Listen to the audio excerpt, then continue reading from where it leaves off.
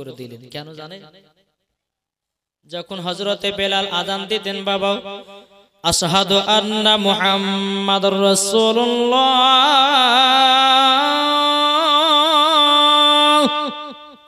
নবী সামনে থাকতেন, আশহাদু আন্না মুহাম্মাদুর রাসূলুল্লাহ বলে চুমা দিতেন আর আযান দিতেন। এখন যে নবী দুনিয়াতে নাই, বেলাল যদি আযান দেয়, আমার নবীর কথা যদি মনে পড়ে যেত তো বেলাল সঙ্গে সঙ্গে বেহুশ হয়ে যেত। জোরে বলে। নবী যখন পর্দার আড়াল হলেন মসজিদে নববীকে বাবাজি ছেড়ে দিয়ে বাবা হযরতে বেলাল কিছুদিনের জন্য বাবাজি আপনার চলে গেছিল বেরাদার মদিনার দিকে, নবী রওজার দিকে। জোরে বলেন। যখন বাবা মদিনার দিকে আমার নবী মুস্তাফা যখন দুনিয়া থেকে বিদায় নিয়েছে, হযরতে বেলাল রাদিয়াল্লাহু তাআলা বাবা দিন দু চোখের পানি ঝরঝর করে আপনার ফেলতে আছে। বাবা দেখেন বেলাল কেমন নবীকে মহব্বত করত। বেরাদুল ইসলাম মুআজ্জিজ সাবানি কেরাম, হযরতে বেলাল রাদিয়াল্লাহু তাআলা বাবাজি মক্কাতে এক নয় দু নয় বাবাজি কমসে কম 6 মাস পর মক্কাতে প্রবেশ করেছে। এদিকে হযরতে বেলাল রাদিয়াল্লাহু তাআলা তিনি বেরাদুল ইসলাম মুআজ্জিজ সাবানি কেরাম নিজের চেহারাতে একটা বাবাজি কাপড় দিয়া ঢেকে বাবাজি আমার নবী মুস্তাফা সাল্লাল্লাহু তাআলা আলাইহি সাল্লামের কথা যখন মনে পড়তো, হযরতে বেলাল রাদিয়াল্লাহু তাআলা তিনি বাবা চোখের পানি ঝরঝর করে আপনার ফেলতে লাগতো। বাবা আমার নবী মুস্তাফা সাল্লাল্লাহু তাআলা আলাইহি সাল্লামের জন্য হযরতে বেলাল রাদিয়াল্লাহু তাআলা তিনি বাবা চোখের পানি ঝরায়া বাবাজি তিনি কান্না করতে লাগতো। বেরাদার ইসলাম মুআজ্জিজ সামানে কেরাম, হযরতে বেলাল রাদিয়াল্লাহু তাআলা তিনি বাবা মসজিদে নববীর দিকে বাবা রওনা দিয়েছেন। মসজিদে নববীর দিকে যখন বাবা রওনা দেওয়া, এদিকে বেরাদার ইসলাম মুআজ্জিজ সামানে কেরাম, হযরতে বেলাল বাবা কিছু রাস্তায় পাথর দেখেছে। বাবা ওই পাথরগুলোকে হযরতে বেলাল জানো চুমা খেতেছে। আমার একটু হাতে বাবা পাথর দেখেছে, পাথরটা চুমা খেতেছে। আমার একটু হাতে বাবা যে পাথরটা দেখেছে আবার চুমা খেতে লেগেছে। কিন্তু বেরাদার ইসলাম মুআজ্জিজ সামানে কেরাম, বেরাদার মদিনার সমস্ত ব্যক্তিরা বলতেছে, এ বেলাল বাবা, বেলালের মুকুটে বাবা আপনার মুখোশ লাগানো আছে। সমস্ত মদিনাবাসীরা বলতেছে, বলে ভাই তুমি কে, তুমি কে? যেখানে পাথর দেখতেছো ওই পাথরগুলোকে কেন তুমি চুমা খেতে চাও? বাবা কোন মতে কেউ বাবা কিছুই জানো আপনার বলে নাও। হযরতে বেলাল রাদিয়াল্লাহু তাআলা আনহু তিনি বলতেছে, ও গো মদিনাবাসীরা তোমরা শুনে রেখে দাও, এই পাথরের যদি তোমরা গুণ জানতাও তোমরাও চুমা খেতা। এ পাথরে যদি তোমরা গুণ যদি বুঝতাও তোমরা চুমা খেতা। মদিনাবাসীরা বলতেছে, এ পাথরে কি গুণ আছে বলুন নাও। বেরাদুল ইসলাম মুআজ্জিজ সামানি কেরাম, ওই জায়গাতে হযরত ইমাম হাসান ইমাম হুসাইন বাবা ছিল। বাবা যে 8 বছরের বালক। বেরাদুল ইসলাম মুআজ্জিজ সামানি কেরাম, ইমাম হাসান ইমাম হুসাইন বলতেছে, বলে আপনি বলুন পাথরে কেন চুমা খেলেন? বাবা যে মুসলমান ভাইরাও মদিনাবাসীরা বলতেছে, কে আপনি কে, একবার পরিচয় আপনি দেন। কিন্তু মদিনাবাসীরা জানে না এটা হযরতে বেলাল, এটা কিন্তু বাবা জানে না। বেরাদার ইসলাম মুআজ্জিজ সামানি কেরাম, হযরতে ইমাম হাসান ইমাম হোসেন বলতেছে, আপনি কে পরিচয়টা দিয়ে দেন। তখন বেরাদার পরিচয় বেলাল দিতে চাইছে না, মুখখানা বাবা ঢাকা রয়েছে। এদিকে মদিনাবাসীরা বলতেছে, আপনি বলুন এই পাথরগুলো চুমা খেতেছেন, আগে পাথরের চুমার কথাটা বলুন। তখন বাবাজি হযরতে বেলাল বলতেছে, বলো গো তোমরা শুনে নাও, শুনে নাও, এই পাথরের চুমা খাতেছি কেন তোমরা কি জানো গো? আমার নবী মুস্তাফা এই পাথরে পা দিয়ে দিয়ে হাঁটতো। একটু জোর হবে না? পাথরে পা দিয়ে দিয়ে আমার নবী মুস্তাফা হাঁটতো। তার জন্য আমার নবীর কথা মনে পড়ে গেল, পাথরের কথা মনে পড়ে গেল। তার জন্য আমি চুমাটা দিতে লেগেছে। মদিনাবাসীরা বলছে, বলো গো কে আপনি, বলুন নাও। আপনি তো মনে হচ্ছে নবীর আশিক, আপনি তো নবীর প্রেমিক, আপনি তো নবীর দিওয়ানা, আপনার পরিচয়টা দিয়ে দেন। যখন বাবা হযরতে বেলাল বাবা মুখ থেকে পর্দাটা যেমনই বাবা সরিয়ে দিয়েছে, বাবাজি মদিনাবাসীরা বলতেছে, বলে এ বেলাল, তুমি তো বেলাল, জোরে বলেন তুমি তো বেলাল। যখন বাবা এই কথা বলো, মদিনাবাসীরা বলতেছে, বলো গো বেলাল, তুমি 6 মাস ধরে মদিনাতে কেন ছিলে না, বলো না, বলো। বেলাল চোখের পানি ঝরা বলছো, গো মদিনাবাসীরাও, আমি যখন মসজিদে নববীতে আজান দিতাম, আমার নবী মুস্তাফার নাম মুবারকখানা যখন আসতো, আমি হযরতে বেলাল নিজেই বেহুশ হয়ে যেতাম নবীকে না দেখতে পেলে। আমি তার জন্য মদিনা থেকে চলে গেছিলাম মক্কাতে। 6 মাস পর মদিনাতে আসলাম, জোরে বলেন না সুবহানাল্লাহ। এদিকে ইমাম হাসান ইমাম হোসেন বলতেছে, এ বেলাল, তবে শোনো গো, তোমার কাছ থেকে আমরা আজকে আজান শুনতে চাই। বেলাল বলছে, গো ইমাম হাসান ইমাম হোসেন, আজান তো আর কথাটা বলবেন না, আমি আজান দিতে পারবো না। কেননা যেই বেলাল রাদিয়াল্লাহু তাআলা আনহু বাবাজি আজান মদিনাতে যখন বাবা দিতেন, বাবারা যদি পাতাতে লড়তো, গাছের পাতা যদি লড়তো, বেলালের আজান শুনে বাবাজি ঝড় পর্যন্ত থেমে যেত। বেলাল যখন আজান দিত, নদীতে মাছ বাবা চলাফেরা করতো, বেলালের আজান শুনে মাছ চলা বন্ধ করে দিত। বেলাল যখন আজান দিত, বাবাজি মদিনার সমস্ত আপনার ব্যক্তিরা পাহাড়ে কাজ করত, বাবাজি সবাই বেলালের আজান কান লাগায়া শুনতো, জোর বলেন না সুবহানাল্লাহ। হযরত ইমাম হাসান ইমাম হোসেন বলতেছে, ওগো নবীর আশিক বেলাল, আমরা আজান শুনতে চাই। হযরত বেলাল মনে মনে ভাবছে, আল্লাহ গো, আমার নবীর নওয়াসে রাসূলেরা আমাকে আবেদন করেছে, এখন যদি আজান না দে হয়তো আমার বেয়াদবি হয়ে যাবে, যেমন করে হোক আমাকে আজান দিতে হবে। বাবাজি শোনা মানিকেরা, হযরতে বেলাল আজান দিতে লাগলো। জি, আজান দিতেছে, আল্লাহু আকবার, আল্লাহু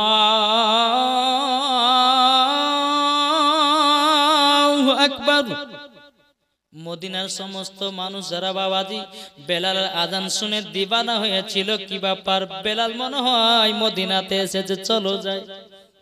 জোর হবে না, চলো যাই, বেলালের আজান শোনা গেছে, চলো চলো জলদি করে যাই, আমরা বেলালকে এক নজর দেখতে চাই। জোরে বল। হযরতে বেলাল নবীর জন্য বাবা এত দিওয়ানা ছিল, যেই বেলাল নবীর কলমা ছাড়ে নাই, যেই বেলাল বাবাতে নবীর মহব্বতে পাগল দিওয়ানা হয়েছে, উমাইয়ারা আবু জাহেলেরা বেলালকে এত কষ্ট দেওয়ার পরে তবুও নবীজির কলমা ছাড়ে নাও, এরই নাম হলো হযরতে বেলাল। জোরে বলে সুবহানাল্লাহ, আল্লাহু আকবার, নারে রিসালাত, ইয়া রাসূলুল্লাহ, নারে হায়দারি, ইয়া আলী, নারে তাকবীর, আল্লাহু আকবার, নারে রিসালাত, ইয়া রাসূলুল্লাহ, জনাব কারীম মাওলানা মুহাম্মদ ওবায়দুল ইসলাম সাহেব জিন্দাবাদ।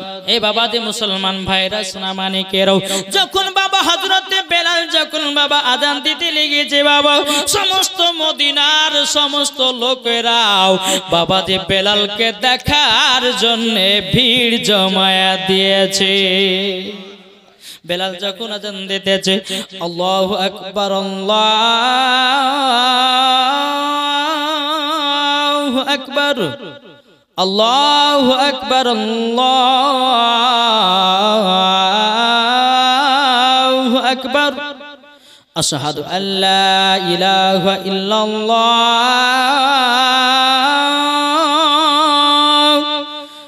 আশহাদু আল্লা ইলাহা ইল্লাল্লাহ।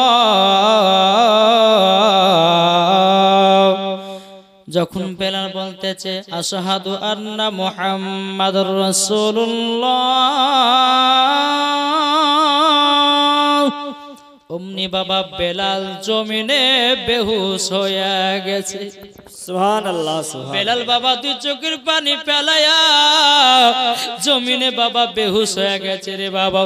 সমস্ত মদিনাবাসীরা বলছে কি ব্যাপার কি ব্যাপার, নবীজির নাম মুবারক কানা বলতে নাই বলতে বেলাল বেহুশ হয়ে গেল কেন?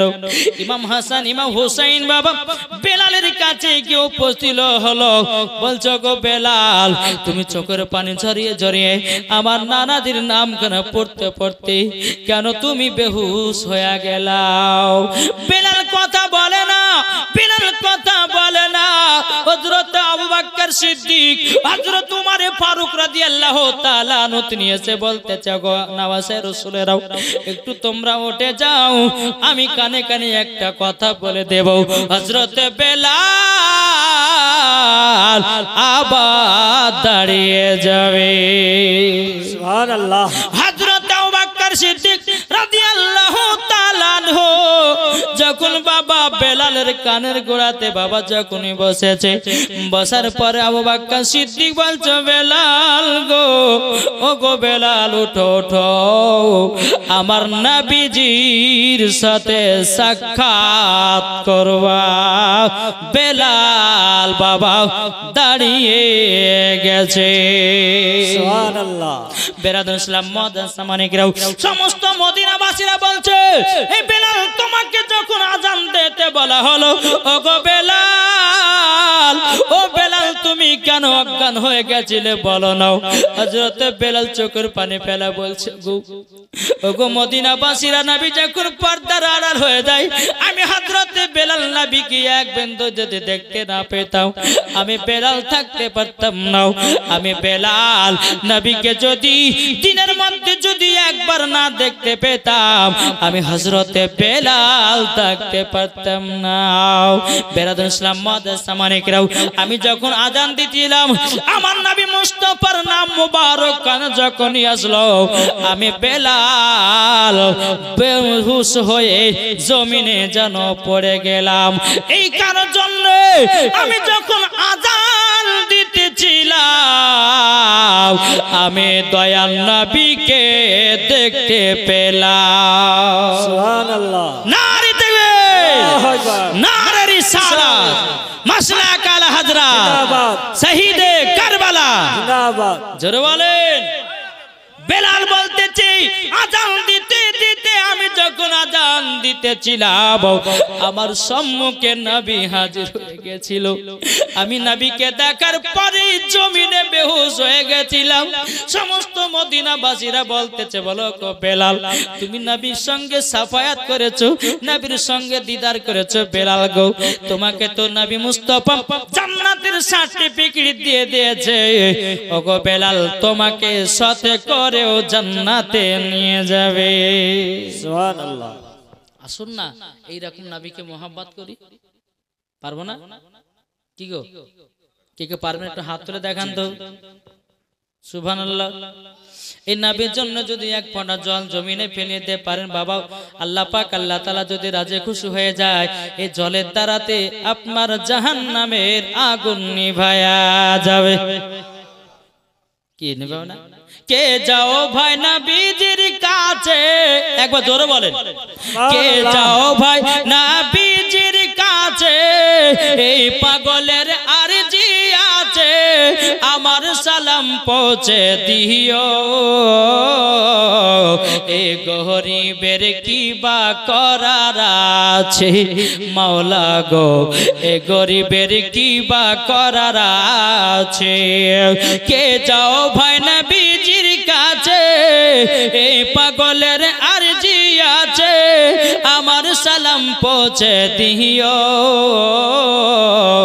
এ গরিবের কি বা করার আছে মাওলা গো, এ গরিবের কি বা করার আছে। টাকা করি নাই আমার, শখ জেগেছে মদিনা যাওয়ার, মনের দোয়া কবুল করো। এ এ গরিবের কি বা করার আছে মাওলা গো এ গরিবের কি বা করার আছে যেরকম সুবহানাল্লাহ তাই বাবাজি নবীকে মহব্বত করো এক বিন্দু আবার আল্লাহ পাক আল্লাহ তাআলা বলতেছে মরার পরে জান্নাতি হয়ে যাওয়া সুবহানাল্লাহ।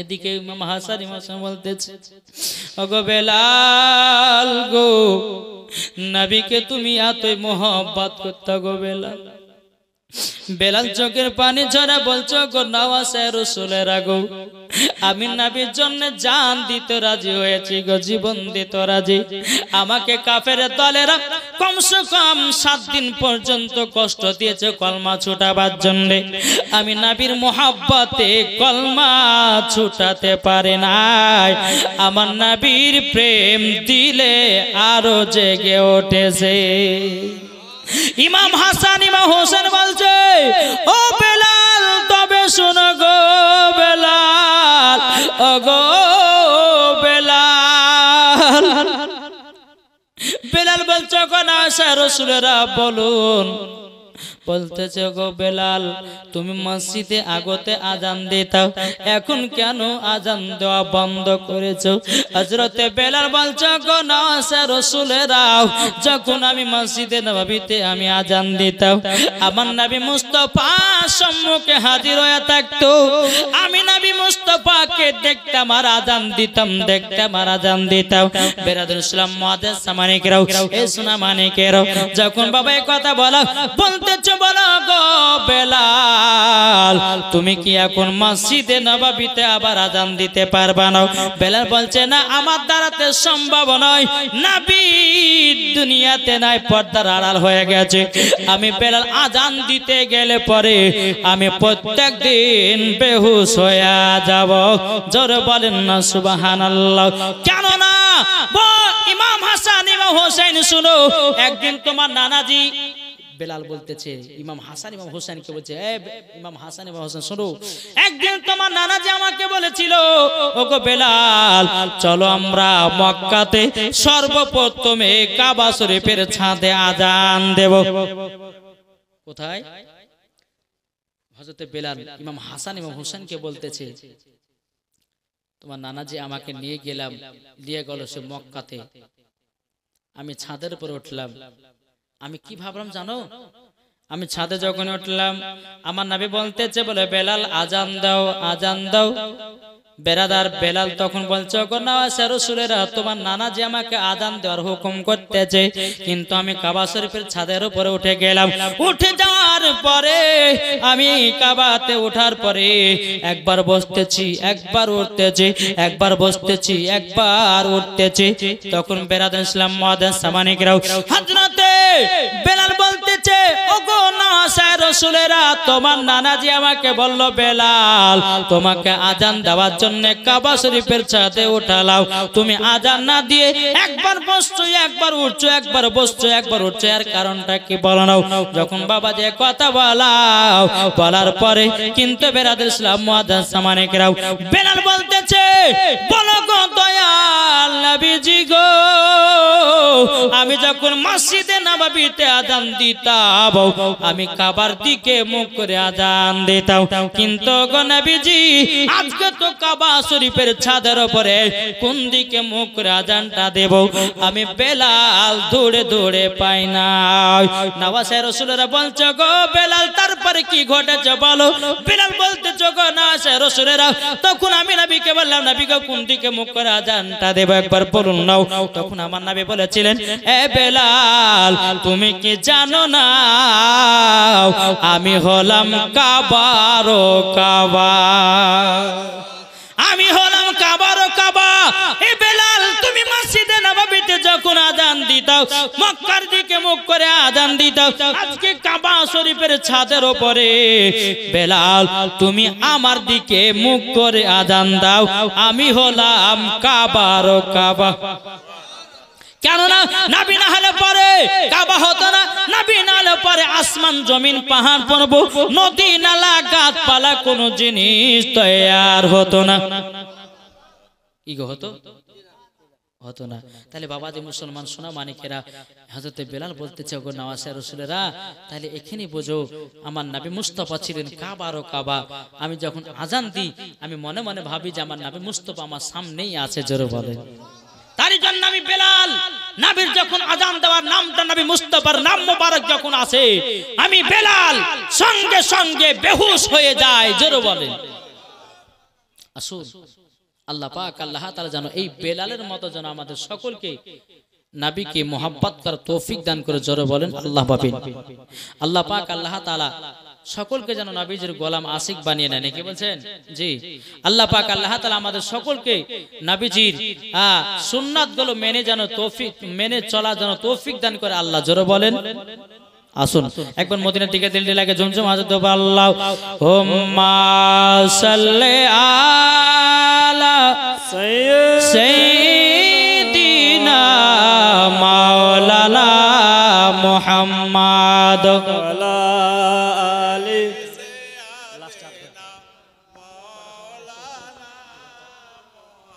মুহাম্মদ সাল্লাল্লাহু আলা মুহাম্মাদিন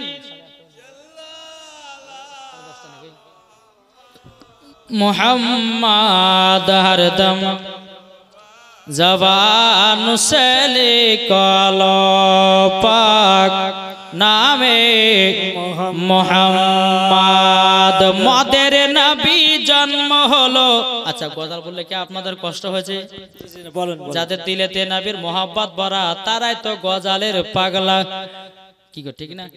কিন্তু বাপজি আমি যেটুকুন ওয়াজ করব কেউ তো উঠাউঠি করেন না বাপ। এই উঠলে পরে না আমার মাথা কিন্তু খুব গরম হয়ে যায়। হ্যাঁ গো, আধ ঘন্টা বসবে না একটু উঠে পালিয়ে যায়। একই মানুষ না জালসা শুনে না কি শুনে তাহলে মানে জানে। এমার্জেন্সি হতে পারে একটু একটু করে নাকি বলছেন? জি, এই হাদিস কোরআনের বাণী শুনতে গেলে পরে বাজে কাউরে বেশি পেশাবা জোর দেয়, কাউরে মোবাইলে ফোন ঢুকে বেশি বেশি ঘন ঘন, মানে উঠেবার পালা ধান্দা। একটু মন দিয়ে শুনেন। আজ মহিলাদের বাবা যে 5টা পোশাকের কথা বলবো, শুনতে রাজি আছেন? জি, কে কে শুনবেন একটু হাত তুলেন। হাত তুলেন না। দেখেন মহিলাদের 5টা পোশাক পরা হারাম। কি হারাম না? আজ কিছু মহিলারা বাবাজি বেরিয়েছে বাবা, তারা পোশাকের বলে বাবা ধারণা নাই। এটা পড়লে হবে, সেটা পড়লে হবে, ওটা পড়লে হবে। কিন্তু গো মা জননীরাও, পোশাক যদি পড়তে হয় খাতুনে জান্নাতের মতো পোশাক পরো।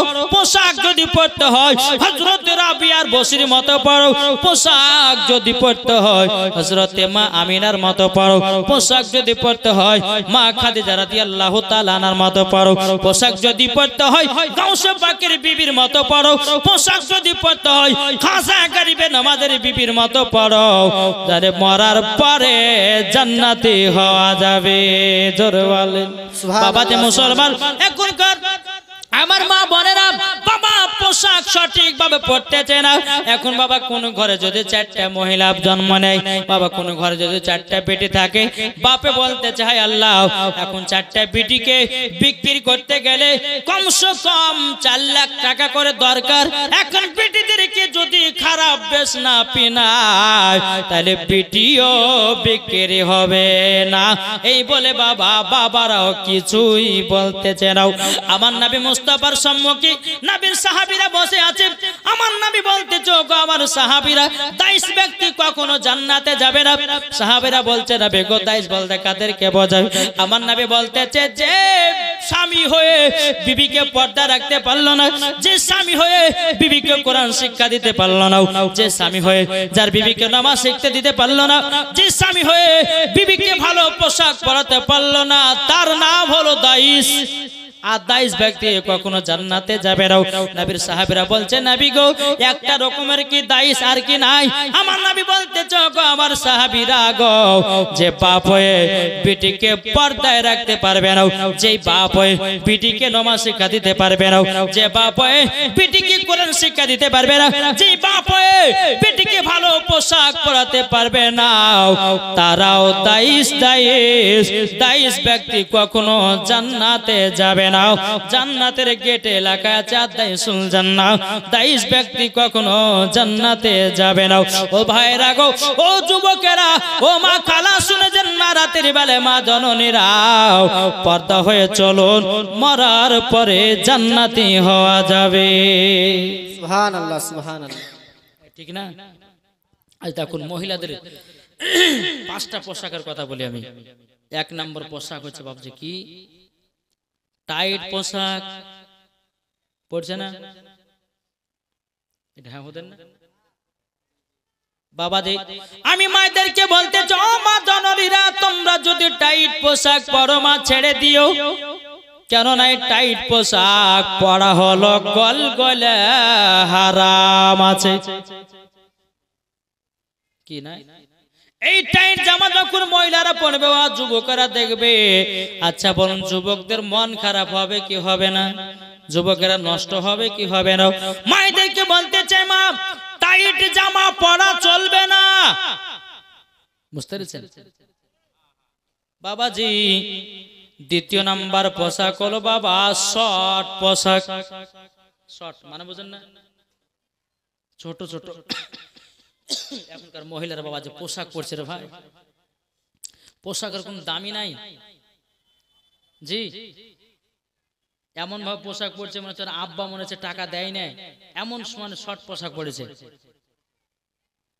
আমার নবী বলতেছেন, বলে শোনো, যে মহিলারা সঠিক মানে যে মহিলারা শর্ট পোশাক পরবে, ওই মহিলারা জান্নাত তো দূরের কথা, জান্নাতের গেট পর্যন্ত দেখা তার নসিবে জুটবে না। যদি কোনো বাপে যদি পড়া, বাপও যাবে জাহান্নামে, মাও যাবে জাহান্নামে, তার বিটিকে দিবে জাহান্নামে। অত সস্তা না জান্নাত। তাহলে দ্বিতীয় নম্বর পোশাক কি বললাম? কি গো? শর্ট পোশাক। তাহলে বাবা যে মুসলমান, এই শর্ট পোশাক কখনো বিটিদেরকে পড়াবেন না। পড়াবেন নাকি? পড়াবেন? পড়াবেন না। 3 নাম্বার পোশাক কি পোশাক? 3 নাম্বার পোশাক হলো বাবা, 3 নাম্বার পোশাক ছেলেদের পোশাক। কি বললাম? এখন ছেলেদের পোশাক মহিলারা পরছে না, পরছে না? মহিলারা এমন ভাবে পোশাক পরতেছে বাবাজি, মনে হচ্ছে জিন্সের প্যান্ট পরছে, ছেলেদের জামা পরছে, মাথাতে একটা ক্যাপ টুপি দিচ্ছে, বেটা ছেলে না বেটি ছেলে বোঝাই যায় না, ঠিক না? তাই মায়েদেরকে বলতে চাই, ও মা জননীরাও, ও মা খালা শুনে যান, মা রাতের বেলায় মা জননীরাও, আপনাদেরকে বলতে চাই, ছেলেদের জামা পরবেন না। এই ছেলেদের জামা পরাও হলো গলগলে হারাম আছে। বোঝা গেছে কিছু? তাহলে কটা হলো বাবা? 1 নাম্বার বাবা টাইট জামা, 2 নাম্বার শর্ট জামা, 3 নাম্বার বাবা কি বললাম ছেলেদের পোশাক, 4 নাম্বার বাবাজি একটু পানি, গরম পানি ব্যবস্থা।